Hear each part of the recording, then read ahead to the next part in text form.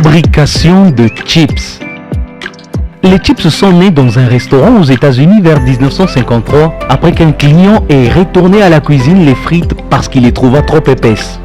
Se sentant insulté, le chef, pour se venger, va découper une pomme de terre en tranches plus fines avant de les jeter dans l'huile bouillante. Par surprise, les résultats étaient tout simplement waouh dans la bouche du client. Et c'est depuis ce jour-là que le monde a dit « Bienvenue aux chips ». Passons donc à la fabrication. La fabrication de chips demande plusieurs étapes. Étape 1, validation. Tout commence par une réception de plusieurs tonnes de pommes de terre à l'usine, dont la qualité sera vérifiée à plusieurs niveaux, puis validée avant d'être stockée à une température de 6 à 8 degrés afin d'éviter la survenue de certaines maladies. Étape 2, les lavages. La fabrication commence par ces machines qui nettoient complètement et éliminent boue comme graines de sable de pommes de terre.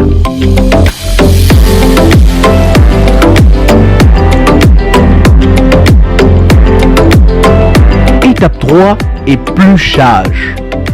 Les pommes de terre sont ensuite envoyées vers une autre machine qui enlève la peau.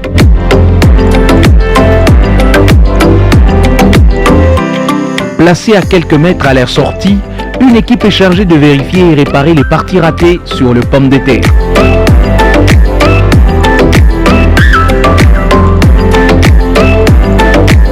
Étape 4, découpage. La coupeuse. Son nom dit tout. C'est ici que les pommes de terre sont coupées en parties fines et cela s'est fait lorsqu'elles sont envoyées de manière rotative vers le couteau.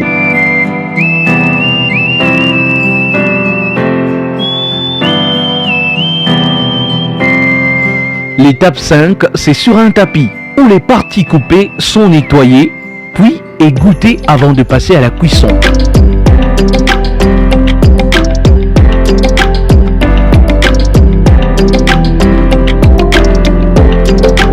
Étape 6. Place à la cuisson proprement dite. Les parties des pommes de terre sont donc envoyées dans la friteuse, qui voit aussi l'huile venir de tubes chauffés par de chaudières à gaz. Eh oui.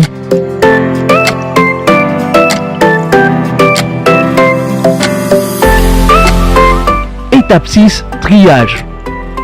5 à 7 minutes après, les chips sont déposés sur un nouveau tapis qui va les diriger vers un triage afin de retirer celles qui ont des défauts.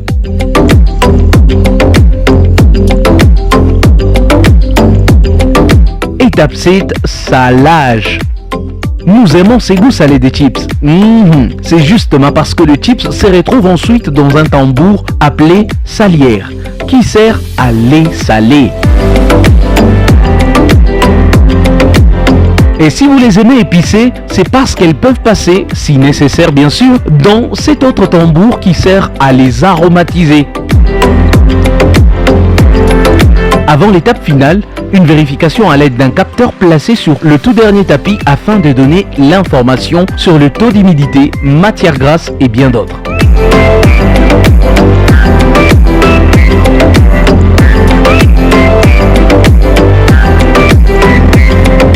Et pour finir, les chips seront remplis dans les sachets à partir d'une autre machine. Et c'est comme ça que ça s'est fait les chips. Merci de nous avoir suivis.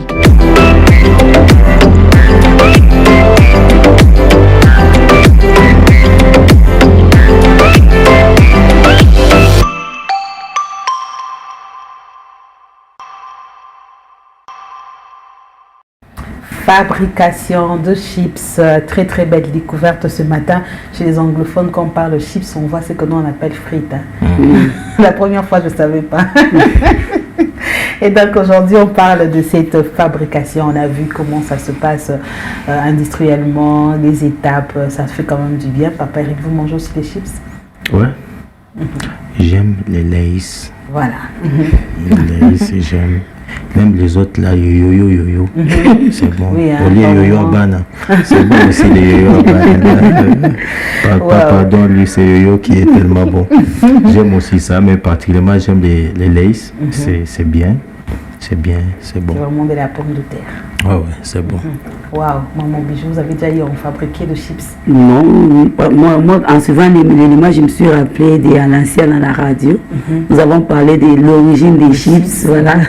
Vous dire que ça a commencé parce qu'il y avait quelqu'un qui n'avait pas aimé les plats qu'on avait proposés. L'origine quand même. Voilà. C'était un cuisinier au fait. Avec un homme riche qui était venu manger au restaurant et on est venu lui proposer les plats. Il dit qu'il n'a pas du tout aimé les frites qu'on a fait.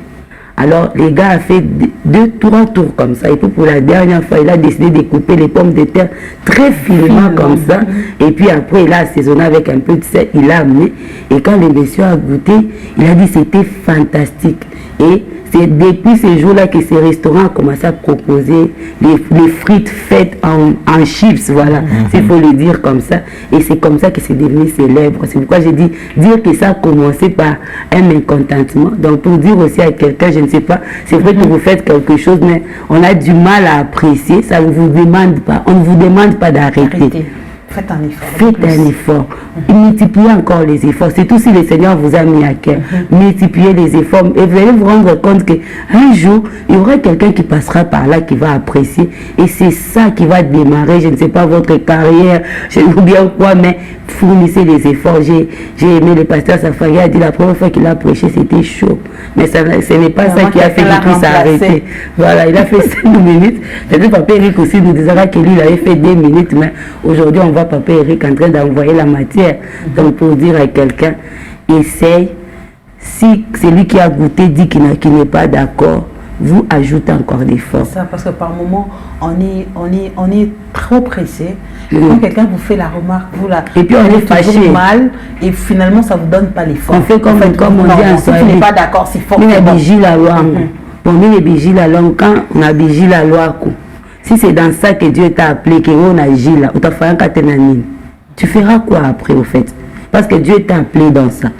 Vous imaginez Papa Eric dire aujourd'hui qu'il a laissé les ministères. Bon, je ne sais pas s'il va faire encore quoi. Parce que moi je suis passée par là, j'ai dit non, Papa Eric aujourd'hui c'était... Il a chômé. Voilà. Si j'ai passé par là, j'ai dit Papa Eric aujourd'hui vous avez carrément chômé. On n'a pas aimé vos interventions. Alors il s'est dit j'arrête carrément. On n'aurait pas peut-être les papiers que nous avons aujourd'hui. On ne sait pas ce qui sera encore demain.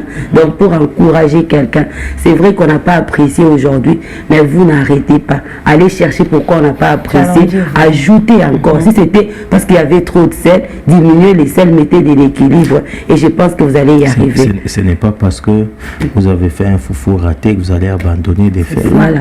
Vous ferez encore pour améliorer prochainement. Waouh!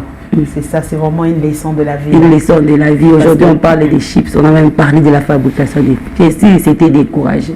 C'est ça, ça serait compliqué. Et puis, moi, j'aime beaucoup plus la manière dont l'homme blanc conçoit ça. On va faire toute une industrie pour en produire en quantité industrielle avec des machines. C'est très bon. C'est vraiment intéressant. Là, on en produit en quantité vraiment industrielle. Et ça se consomme, ces choses-là. Ah oui, hein. Consomme. Ça se consomme sérieusement. Comment j'ai eu à faire de chips manuellement avec le taro. Les mbalalangue qu'on appelle à Kinshasa, parce que les pommes de terre c'est quand même assez cher à Kinshasa. Et je suis sûre que la plupart des chips que nous trouvons en route, ce sont les mbalalangue, parce que nous on l'a fait, on l'a même vendu. Et donc aussi on a des appareils comme ça où on peut faire en quantité industrielle. C'est vraiment un business qui commence, Papa Eric. Donc on peut vraiment se challenger et faire mieux. Il y a les bananes plantains avec les chips. On peut faire ça. Il y en a maintenant plein, c'est courant.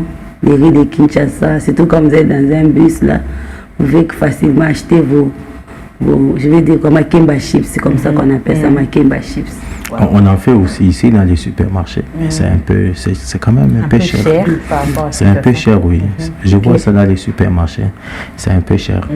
Ils mettent ça dans des petits sachets comme ça. Petit comme ça, 3 000, 4 000. C'est 5 3 000, 4 000, c'est tout. Et si on cherche même pas, il y en a plein sur Kinshasa là-bas. Donc je préfère l'acheter ça. C'est pourquoi ça dépend des moyens aussi. Vous savez, c'est juste, on manque le moyen de des transports. C'est ça. Il y a dans beaucoup de villages dans mon pays où il y a ces choses-là. Quand vous allez dans les Matadi là-bas, c'est plein, n'est-ce pas? C'est-à-dire on a juste pas les moyens de transport pour acheminer toutes ces choses-là. J'ai vu ça à Moba aussi. Oui, à Moba aussi. Il y a beaucoup de bananes plantains et puis il y a moins cher. Il y en a beaucoup. On n'a pas de transport. Si on peut nous arranger les routes, tout ça là, ça va venir par route. Lubumbashi sera approvisionné. On amène les pommes de terre. Voilà. Les Makemba viennent ici. Voilà. Ça fait quand même du bien.